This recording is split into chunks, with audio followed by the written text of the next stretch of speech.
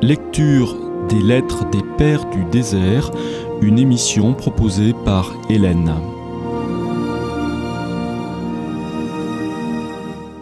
Dans le cadre de nos émissions sur les lettres des Pères du désert, et pour préparer cette belle fête de l'Immaculée Conception, autour du thème de la pureté, nous vous proposons cette semaine d'entrer dans l'univers de Grégoire de Nysse, immense théologien qui vécut au IVe siècle, comme d'ailleurs saint Antoine le Grand, notre premier des Pères du désert, qui sont d'ailleurs en général installés en Palestine, en Syrie ou en Égypte.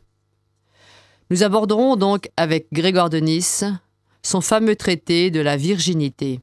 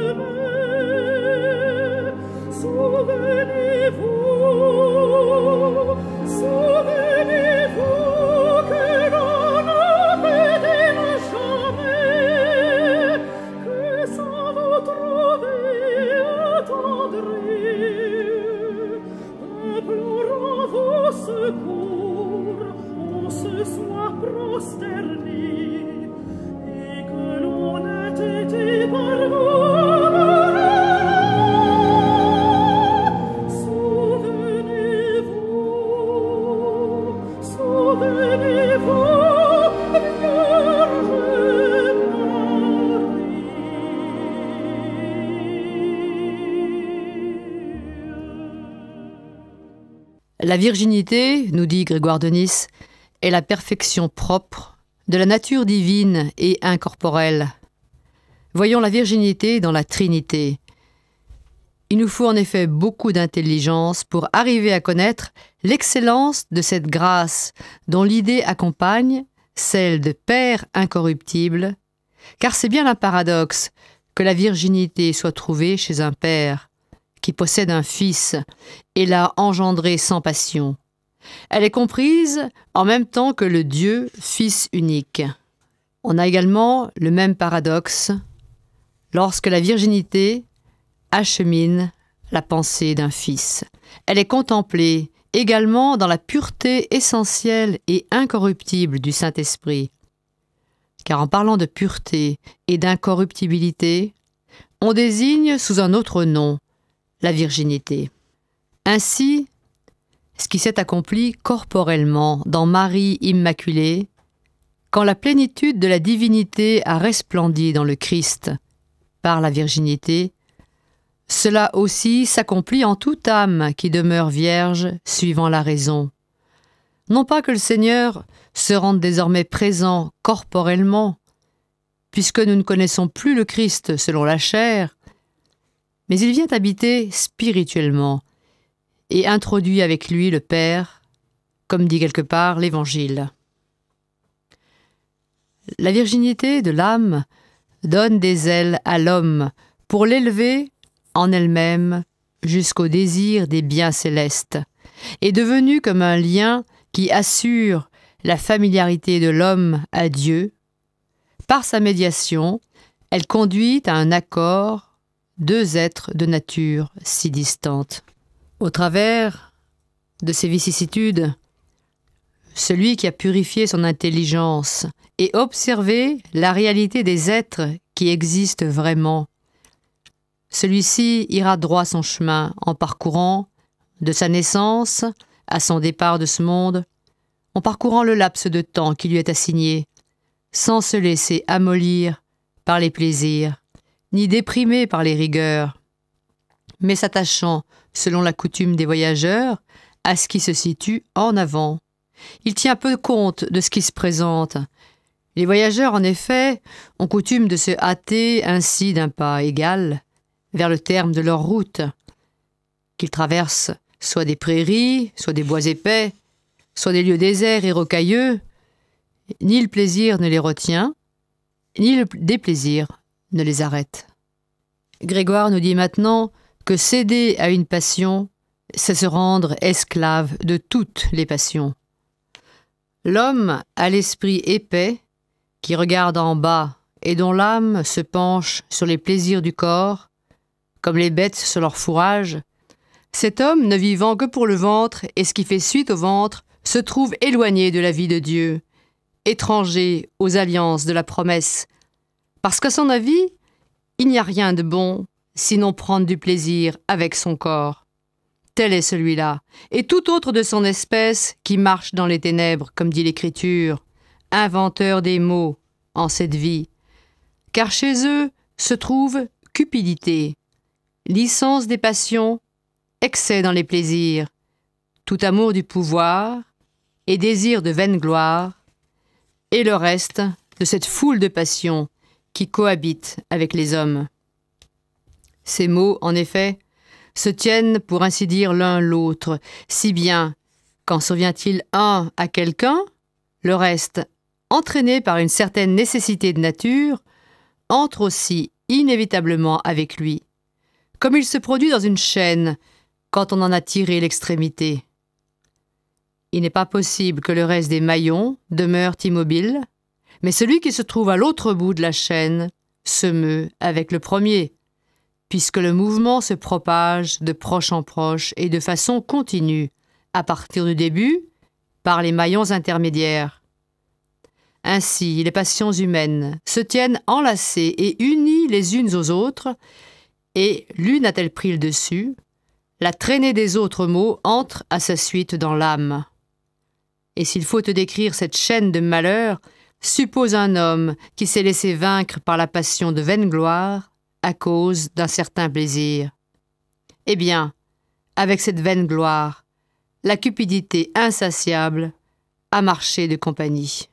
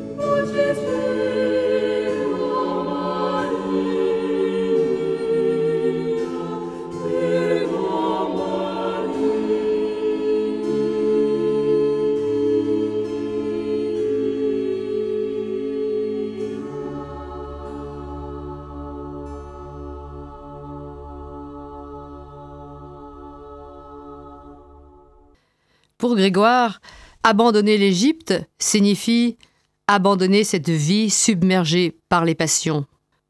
Lors donc qu'une fois pour toutes, la vie est prise à l'engrenage de telles passions, nous ne voyons qu'une seule issue pour leur échapper, celle que nous conseillent les Écritures inspirées, se séparer d'une telle vie qui traîne avec elle cette suite d'afflictions. Il est impossible, en effet, que celui qui se plaît dans Sodome échappe au déluge du feu, et que celui qui, après être sorti de Sodome, se retourne à nouveau vers sa destruction, ne soit pas figé sur place en statue de sel. Il ne sera pas non plus délivré de la servitude des Égyptiens. Celui qui n'a pas abandonné l'Égypte, je veux dire abandonné cette vie submergée, et qui n'a pas traversé non point la mer Rouge d'autrefois, mais cette mer sombre et ténébreuse de la vie. Si, comme dit le Seigneur, à moins que la vérité ne nous libère, si nous stagnons dans le mal de la servitude, comment peut-il en venir à la vérité, celui qui cherche le mensonge et se meut dans l'erreur de cette vie? Comment échappera-t-il à cette servitude, celui qui livre sa propre vie en proie aux nécessités de la nature? Mais cet exposé deviendrait pour nous plus facile à comprendre avec un exemple.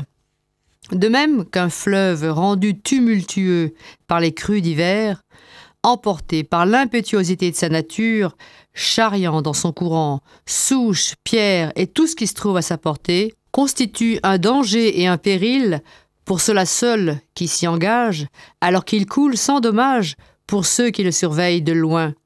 Ainsi, l'homme qui s'engage dans cette vie est-il le seul à en affronter le trouble, le seul à subir l'assaut des passions que la nature, selon son cours inéluctable, suscite nécessairement à ceux qui la traversent, en les submergeant par les maux de la vie.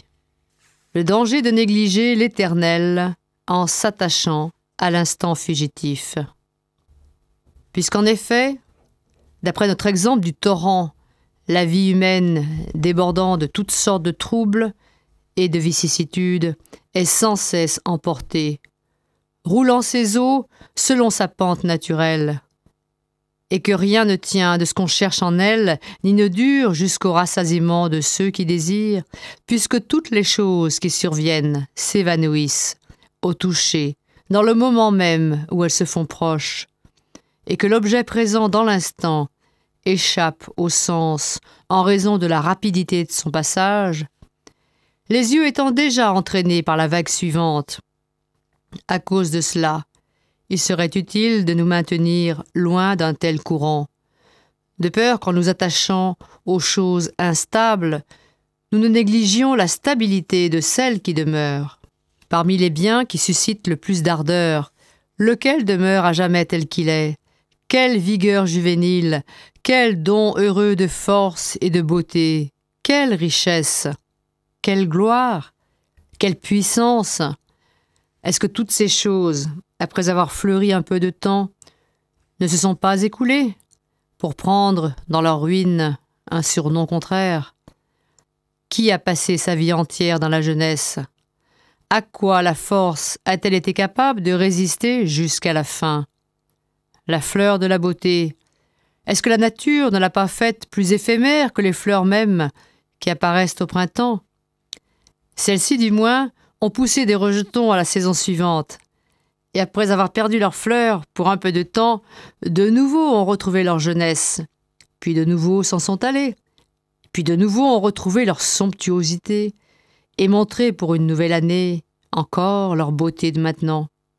Mais la fleur humaine, après l'avoir montrée une seule fois, au printemps de la jeunesse, la nature l'éteint ensuite, en la faisant disparaître dans l'hiver de la vieillesse.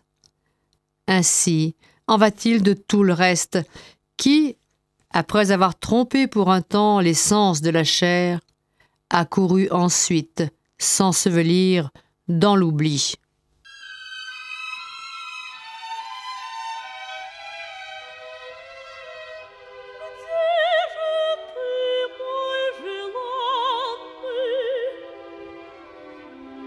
Я здесь, поскорей приходи.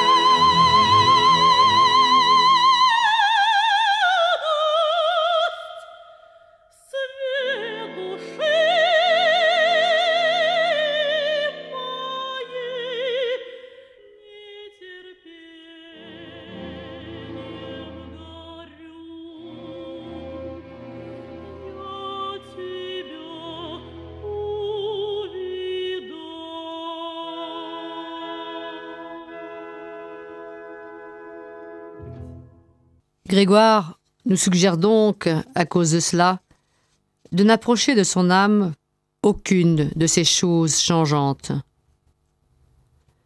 Puisse donc que ces changements, conséquence d'une certaine nécessité de notre nature, attristent infailliblement l'homme passionnément attaché, il n'est qu'un seul moyen d'échapper à ces maux, c'est de n'approcher de son âme aucune de ces choses changeantes, mais de s'éloigner, autant que possible, du commerce de cette vie toute passionnée et charnelle.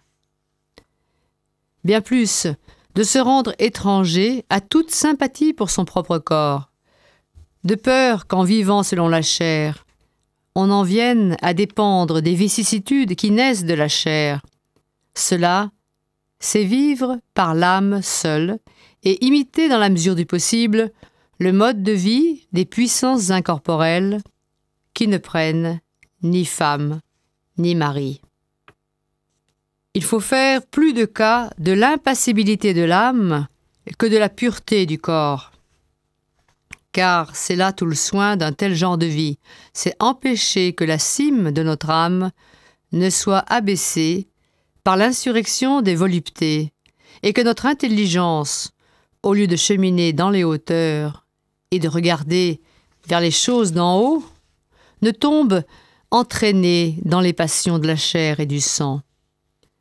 Comment peut-elle encore élever un regard libre vers la lumière intelligible à laquelle elle est apparentée, si elle s'est laissée clouer en bas à la volupté de la chair, si elle applique son désir aux passions humaines toutes les fois qu'elle incline vers les biens matériels?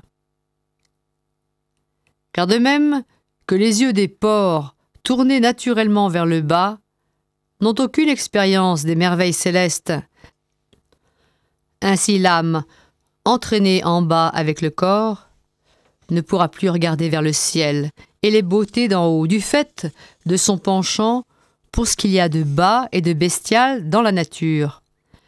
Et donc, afin de pouvoir, libre et dégagé le plus possible, lever les yeux vers la volupté divine et bienheureuse, notre âme ne se tournera vers aucun de ces biens terrestres et ne prendra point part des voluptés dont l'usage est permis dans la vie commune, mais elle détournera des biens corporels sa puissance d'aimer, pour la reporter sur la contemplation intellectuelle et immatérielle du beau.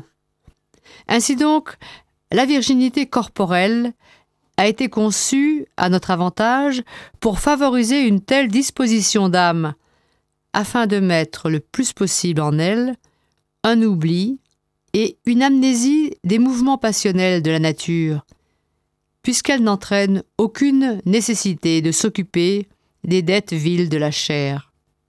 Grégoire, à présent, nous cite en exemple le prophète Élie et Jean-Baptiste. Ils ont pratiqué la stricte discipline de ce genre de vie. C'est pourquoi le grand prophète Élie et celui qui vient en cette vie après lui, dans l'esprit et la force d'Élie, tel qu'il n'en est pas de plus grand parmi les fils des femmes, ces deux hommes, par leur genre de vie propre, ont enseigné avant tout à celui qui va qu'à la contemplation de l'invisible qu'il doit se tenir à l'écart de l'engrenage de la vie humaine, de peur que l'accoutumance à de telles illusions, qui lui viennent par les sens, ne l'induise en confusion et en erreur quand il s'agit de juger du vrai bien. L'un et l'autre, du début jusqu'à la fin, ont offert au Seigneur leur désir pur et net de toute attache passionnée pour la matière, sans s'occuper ni de tendresse pour des enfants, ni de soucis d'épouse, ni d'aucun autre sentiment humain, persuadés en fait qu'il ne leur convenait pas de se préoccuper même de la nourriture nécessaire à chaque jour, et s'étant montrés supérieurs à la dignité empruntée des vêtements, ils improvisaient avec des moyens de fortune ce dont ils avaient besoin, se couvrant l'un de toisons de chèvre, l'autre de poils de chameau.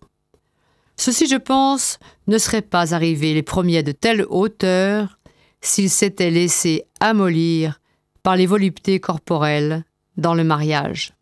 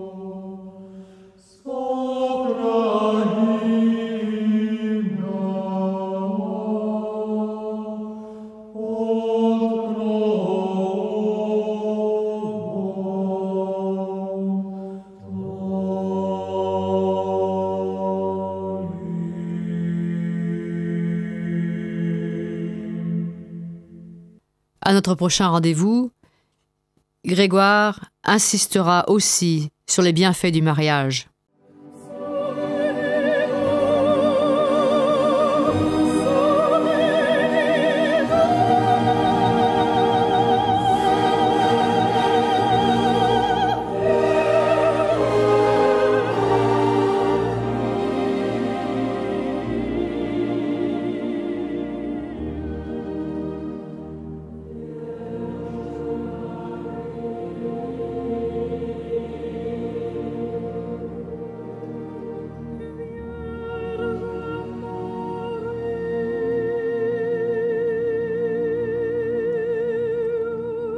C'était les lectures des Pères du désert, une émission proposée par Hélène.